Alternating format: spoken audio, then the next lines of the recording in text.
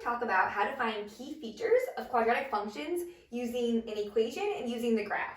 So this is the example right here. This is the graph of this equation. And like I said, we're going to talk about all of these things and how to find them both ways. Because sometimes we'll be given the equation, sometimes you'll be given the graph. So first, the y-intercept. If you're given the equation, the y-intercept is just the c value or the constant. So remember, in a quadratic equation, you have an a b, and a c value. So the constant or the c value would just be 8. So that would be your y-intercept. Now, if we're looking at the graph, it's where it crosses the y-axis. So again, if we look up here, it crosses right there, which again is at 8. Now, if you want to find the x-intercepts, the zeros, the roots, the solutions, those are all names for the same thing, and you'll see it different ways, so make sure you know that. It's just basically where it crosses the x-axis, and it's where you're going to solve. So if you're given the equation, we can solve this. You can do it using the quadratic formula, completing the square, but this is factorable, so I'm going to solve it by factoring.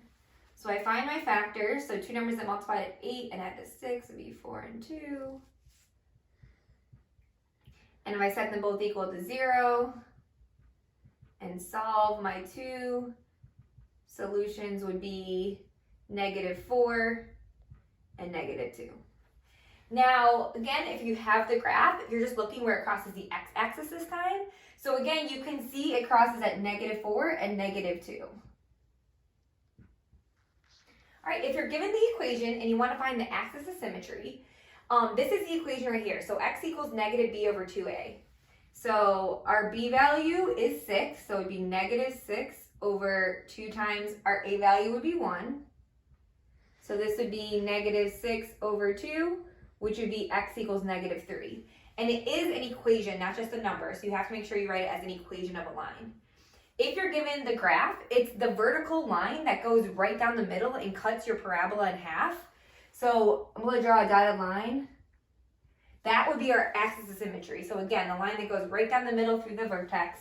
So the equation will be x equals -3. If you want to find the vertex and you're given the equation, you would plug the axis of symmetry into our equation for x, and you would solve for the y value of the vertex. So we would have y equals -3 squared plus 6 times -3 plus 8. So if we simplify that, 9 minus 18 plus 8 would get us, so -18, -10 would equal -1. So our vertex, we already know the x value is the x value of the axis of symmetry. So it would be -3. And then the y value would be -1. Now, if you have the graph, you're just looking for the lowest or highest point. So we can see the lowest point is right here. So that would be -3, -1.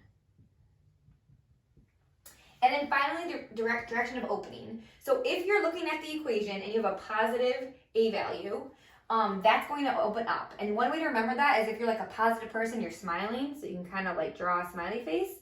And this is what it will look like. So that means the graph is opening up and it will have a minimum value as the vertex.